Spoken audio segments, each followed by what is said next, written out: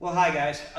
Now we're going to be talking about push-ups. If you are catching this on YouTube, we're going to be talking about level 1 of a 5-level push-up program. This is a program that's designed for people who either are having a difficult time doing a push-up or can't do a push-up on the floor at all. These are the first couple steps to help you teach yourself how to do that properly. I was originally going to put this together as a written blog post, but I thought it'd be a little bit easier to use a gorgeous fitness model to demonstrate these moves so you can actually see them. So Marie, will you please come up here? This is my beautiful wife, Marie. She is going to be demonstrating the level 1 push-up program. It's actually 2 parts.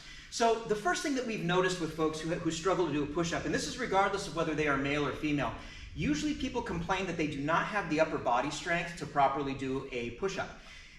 What we've really discovered is it's not so much the upper body strength, it's the core strength. A lot of times these are folks who have a yoga background and they can go into cobra, they can press up out of the ground just fine. What's missing is the linking of the abs and the glutes and all the core tension that's necessary to do that. So the very first level of our push-up program is holding the top of push-up position plank for 2 minutes. So Maria's going to go ahead and get into this position and she's going to demonstrate here. Now, she can very easily hold this for 2 minutes. I'm not going to have her hang out here quite that long. I just want you guys to see this position. I want to talk through some of my favorite cues. Number 1, you will notice her hands are directly below her shoulders. The other thing is her neck is not either overly extended or overly tucked. She's got a nice neutral position. My yoga teacher used to always say you want to give the floor back a little bit of what it's giving you. It kind of changes your mindset of how you're holding that position.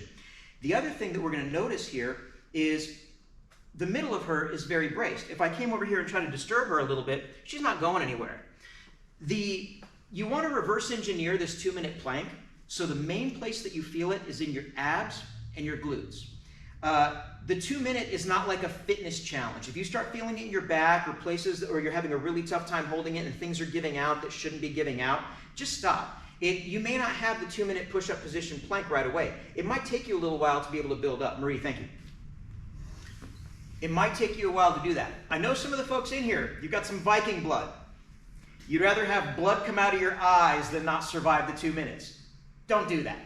Hold quality plank with your core tight, not blow a vein in your forehead, my lower back is killing me after 2 minutes plank. It's not going to serve you any benefit for the push-up.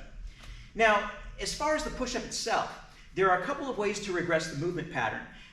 You may have seen in like old boot camps or calisthenics where they would have people do push-ups on their knees. We don't like that because if you're trying to maintain full body tension, not only in your abs and your glutes, but also your thighs, if you bend your knees, you can't flex your thighs. So it breaks one of our core principles, which is the maintenance of that hollow position, that very tight full body bracing.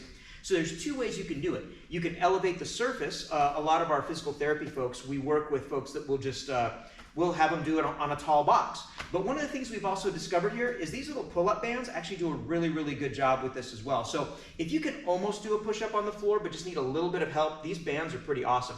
We have a nice low pull-up bar here. Maria's going to go ahead and get into that.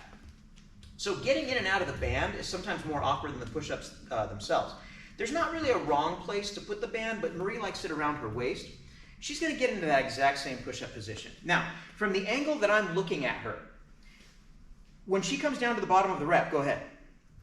She looks like an arrow pointing forward. Press up.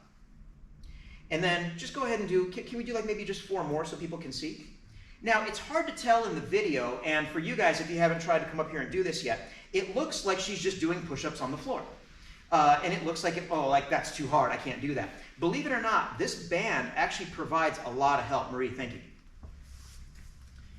And then when she gets out of it, she's just going to carefully walk out, stay in somewhat of a hinge position, and gently pull herself out of the band. So there's a little bit of a learning curve of getting in and out of that band.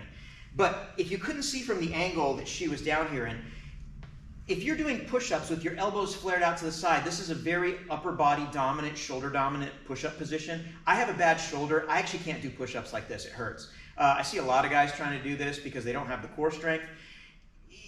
Let's call this, if you're looking at me from a helicopter view, it looks like I'm in a T. Now, yogis do a completely different push-up. They pull in here. They almost look like an I. Their elbows are grazing their body when they're doing the push-up. It looks like this. Now, you need a lot more core strength to be able to do that. but it's really nice on the shoulders. So what I usually tell people is meet me halfway. Not an I, not a T, but maybe like an arrow pointing forward. The pits of the elbows should be pointing forward. So in other words, if I let my elbows flare out to the sides, the pits of my elbows are not pulling forward, I'm doing this really ugly push-up. So I crank everything in, keep everything nice and tight, get my abs and glutes tight, come down, and come back up. So you may need a thicker band to start with, and you can slowly work your way down to thinner bands. What we usually recommend is to have once you can do about a set of 12 with a thicker band, it's time to move to a thinner band. And you'll be working down to those thinner bands, and then soon you'll be at no bands at all. And then you'll be ready to start working on some more advanced stuff. So that's level 1 of the push-up program. If you're watching this on YouTube, this is a small excerpt of what we teach in our beginner strength and conditioning class. There's a link below in the description here that'll tell you how to find that on our website. If you have any questions, please reach out to us. Thank you.